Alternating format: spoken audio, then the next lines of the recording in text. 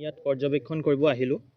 পৰ্যবেক্ষণ কৰি ইয়াত আহি যিটো দেখা পালোঁ সেই বিষয়ে মই এইটোৱে ক'ব বিচাৰোঁ যে ইয়াত যিটো ৱাল দিয়া হৈছে সেই ৱালখনক লৈ স্থানীয় ৰাইজৰ মনত এটা সংশয় হৈছিলে যে এইটোৱে পিছত গৈ অসম অৰুণাচলৰ বাউণ্ডেৰী হ'বগৈ নেকি।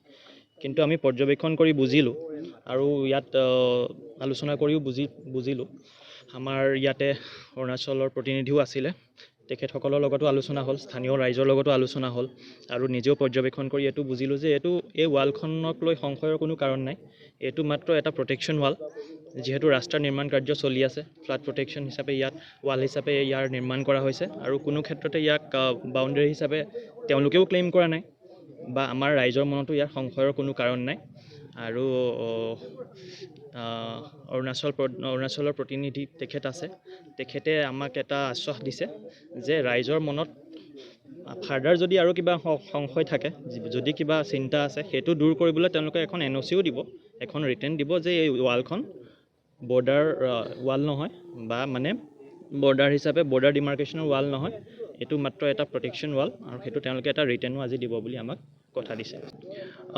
হয়, ইয়াতে যিখন প্ৰটেকশ্যন ৱাল আছে সেই প্ৰটেকশ্যন ৱালখন তেওঁলোকে আমাক জনাইছে যে ইয়াতে আগতে NC ভিলেজৰ যি এটা ছাৰ্ভে পইণ্ট আছিলে সেই পইণ্টৰ লগত তেওঁলোকে কানেক্ট কৰি দিব, যাতে ৰাইজৰ ফাৰ্ডাৰ যদি কিবা ভয় থাকে সেইটো আঁতৰি যায় আৰু যাতে এই ৰাস্তা নিৰ্মাণ কাৰ্যত কোনো আমাৰ অসম অৰুণাচল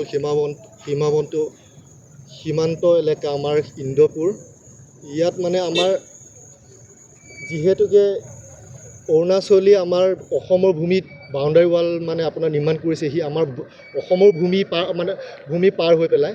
যিহেতু আগতে চৰকাৰী আমাৰ কৰ্তৃপক্ষই যোনবিলাক ছাৰ্ভে কৰি থৈ যোৱাৰ পাছতো যোনবিলাক আমাৰ অবৈধভাৱে আমাৰ অসম ছাইডে ভূমি দখল কৰি পেলাই বাউণ্ডাৰী ৱাল মাৰিছে, আপোনালোকে দেখা পাইছে, বৃহৎ ৱাল নিৰ্মাণ কৰা হৈছে। সেয়েহে আমাৰ চাৰ্কল অফিচাৰ মহোদয় আহিছে আৰু অৰুণাচলৰ চাৰ্কল অফিচাৰ মহোদয় আহিছে। মই ইয়াৰ যোগেদি জনাব বিচাৰোঁ যে আমি এনেই ইয়াত চিঞৰ বাখৰ কৰিলে আপোনাৰ মাটি বেচাকেইটাক আমি একশ্যন ল'ব লাগে। আৰু ইয়াৰ যোগেদি মই অসম চৰকাৰক বা আমাৰ জনসাধাৰণক মই আহ্বান জনাইছোঁ যে এটা আপোনাৰ তদাৰক কমিটিক নিয়োগ কৰিব লাগে, যাতে সেই ভূমাফিয়া মাটি বেচাকেইটাক আমাৰ যি অসমৰ ভূমিখিনি বহিৰাগত আপোনাৰ অৰুণাচলী বিক্ৰী কৰাকেইটা নিয়ন্ত্ৰণ কৰিব পাৰে।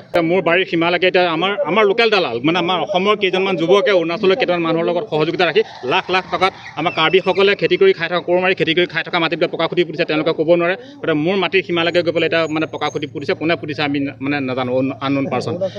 গতিকে এইখিনি ভিতৰুৱাকৈ আমাৰ অসমৰ কেইটামান দালালে মাটি বিক্ৰী কৰাত বৃহৎ ষড়যন্ত্ৰ কৰি আছে। ইতিমধ্যে ৰাজগড়, এইটো আপোনালোকে জানিছে, এইটো ৰাজগড়ৰ উত্তৰ পাৰটো আৰু দক্ষিণ পাৰটো সম্পূৰ্ণ অসমৰ বুলি আমাৰ মুখ্যমন্ত্ৰীয়ে কোৱাৰ পাছতো যে ৰাজগড়ৰ দক্ষিণ পাৰতে যে হাজাৰ বিঘা মাটি ইতিমধ্যে বিক্ৰী হৈ আছে। গতিকে এই ক্ষেত্ৰত অসম চৰকাৰে বিহিত ব্যৱস্থা লৈ এই মাটি বিক্ৰী বেচা কিনাৰ যিটো ব্যৱস্থা, এই ব্যৱস্থাটো কমপ্লিটলি বন্ধ কৰিব লাগে।